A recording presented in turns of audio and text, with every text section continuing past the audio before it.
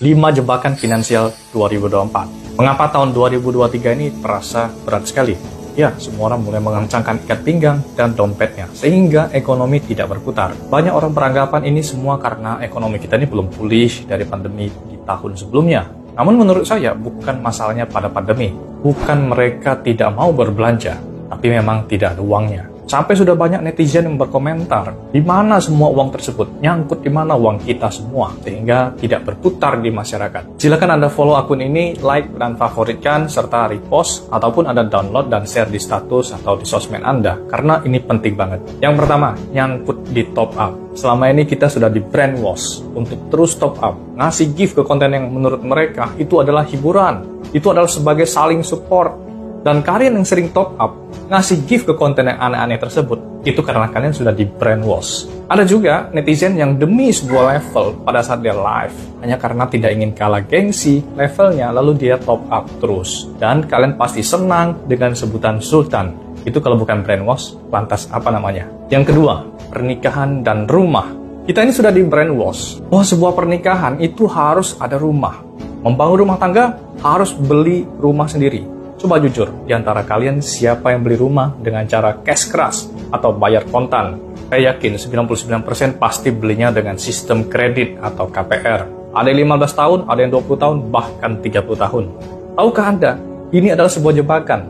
Sebuah jebakan hutang 20-30 tahun yang membuat Anda harus terus bekerja demi menjadi budak KPR. Yang ketiga, kesuksesan dan mobil mewah. Fenomena di masyarakat kita pasti beranggap kalau sukses itu dilambangkan dengan mobil sport Sultan. Kalau belum punya mobil miliaran, berarti belum disebut sukses. Nah, ini juga sebuah brainwash. Apa hubungannya coba? Sukses dengan sebuah mobil Sultan. Jadi apakah seumur hidup kita berjuang hanya demi mencari uang untuk membeli sebuah mobil Sultan? Baru bisa dianggap sukses. Yang keempat, gengsi, gadget, dan branded. Coba jujur, pasti Anda juga tergiur untuk membeli gadget Sultan, barang branded. Tidak ingin kalah gengsi di sosmed, dan ingin memanas-manasi tetangga Anda di sebelah. Dan terus memaksa diri ikut tren, beli gadget dan barang branded. Lalu kalau nggak ada uang gimana? Gampang, kita masuk ke next step jebakan berikutnya. Yang kelima, pinjol dan pay later. Komplit sudah membangun brainwashing, nilai hidup kita ini pada materialistik. Untuk memenuhi kebutuhan gengsi seorang manusia. Yang tanpa sadar, kita semua ikut terjebak dalam permainan mereka. Faktanya nggak semua orang punya uang untuk membeli barang-barang branded. Karena itulah, mereka menambah satu menu lagi, yaitu pinjol dan pay later. Dengan mudahnya, Anda bisa memiliki gadget impian tersebut tanpa uang cash.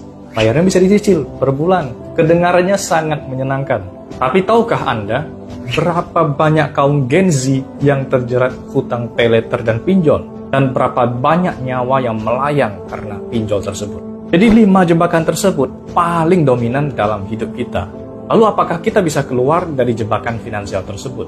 Apa yang harus kita bangun? Jawabannya adalah wisdom, kebijaksanaan, dan kearifan. Sehingga kita bisa membedakan mana yang kebutuhan hidup dan mana yang semata-mata hanya demi gengsi. Baik, semoga bermanfaat. Sukses selalu buat Anda.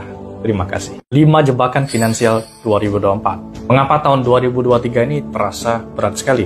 Ya, semua orang mulai mengencangkan ikat pinggang dan dompetnya, sehingga ekonomi tidak berputar. Banyak orang beranggapan ini semua karena ekonomi kita ini belum pulih dari pandemi di tahun sebelumnya. Namun menurut saya, bukan masalahnya pada pandemi. Bukan mereka tidak mau berbelanja, tapi memang tidak ada uangnya. Sampai sudah banyak netizen yang berkomentar, di mana semua uang tersebut, nyangkut di mana uang kita semua, sehingga tidak berputar di masyarakat. Silakan Anda follow akun ini, like dan favoritkan, serta repost, ataupun Anda download dan share di status atau di sosmed Anda, karena ini penting banget. Yang pertama, nyangkut di top up. Selama ini kita sudah di brainwash untuk terus top up, ngasih gift ke konten yang menurut mereka itu adalah hiburan, itu adalah sebagai saling support.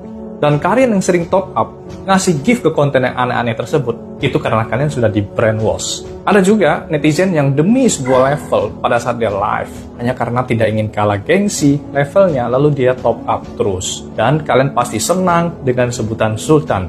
Itu kalau bukan brainwash, lantas apa namanya? Yang kedua, pernikahan dan rumah. Kita ini sudah di brainwash. Wah, sebuah pernikahan itu harus ada rumah. Membangun rumah tangga, harus beli rumah sendiri. Coba jujur, di antara kalian siapa yang beli rumah dengan cara cash keras atau bayar kontan? Saya yakin 99% pasti belinya dengan sistem kredit atau KPR. Ada yang 15 tahun, ada yang 20 tahun, bahkan 30 tahun. Tahukah Anda, ini adalah sebuah jebakan. Sebuah jebakan hutang 20-30 tahun yang membuat Anda harus terus bekerja demi menjadi budak KPR. Yang ketiga, kesuksesan dan mobil mewah. Fenomena di masyarakat kita pasti beranggap kalau sukses itu dilambangkan dengan mobil sport sultan. Kalau belum punya mobil miliaran, berarti belum disebut sukses. Nah, ini juga sebuah brainwash. Apa hubungannya coba? Sukses dengan sebuah mobil sultan. Jadi apakah seumur hidup kita berjuang hanya demi mencari uang